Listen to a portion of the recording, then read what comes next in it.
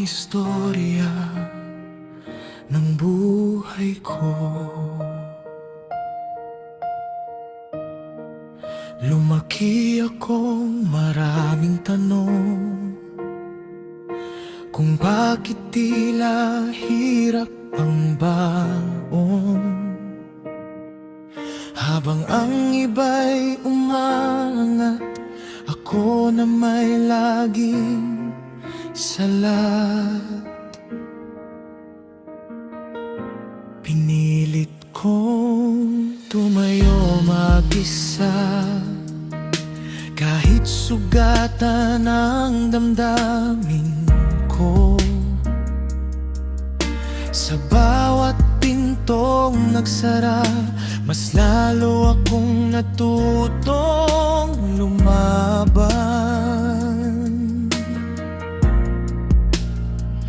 May mga gabing umiiyak at nagtatanong kung kaya pa, pero may tinig sa puso ko na nagsasabing lumaban ka. Ito ang istorya ng buhay ko, maraming luha, maraming bagyo, pero di ako pinabayaan ng Diyos na laging nariyan. At kahit ilang beses akong bumagsak, may kamay na muling humawak, hanggang natagpuan ko ang liwanag ng puso ko.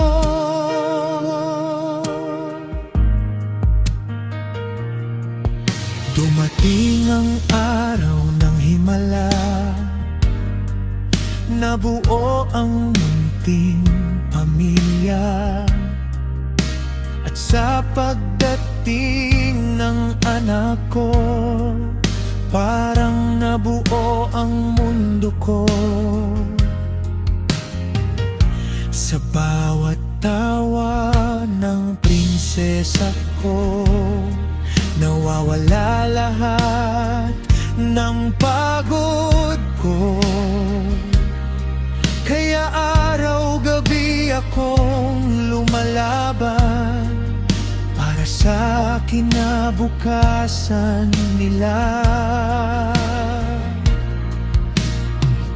Di pa man marangi ang buhay, patuloy pa rin ang paglalakbay. Basta't kasama ko sila, may dahilan para lumaban pa. Ito ang istorya ng buhay ko, maraming sugat na tinago, pero sa bawat pagsubok, mas lalo akong tumibay. At kahit minsan ako'y napagod, pag-asa'y di ko binitiwan, dahil alam kong may plano ang Diyos para sa akin. Hindi man perpekto ang daan, may Diyos namang gumagabay. Sa bawat pagkadapa, may biyayang naghihintay.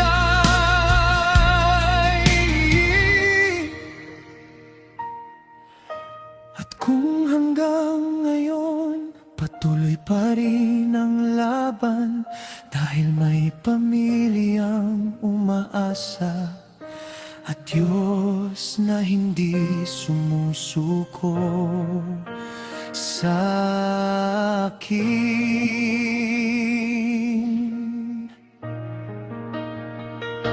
Ito ang istorya ng buhay ko, di man madali, tuloy pa rin ako para sa pangarap ng pamilya ko. At sa munting anghel ko, lahat ng hirap at tagumpay, may dahilan at saysay, dahil sa dulo laban lahat, kabutihan ng Diyos ang nagligtas.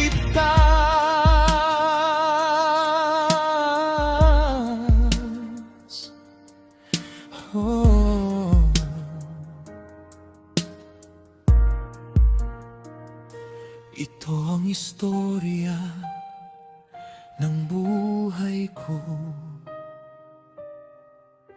at ang lahat ng ito ay dahil sa pag-ibig ng Diyos.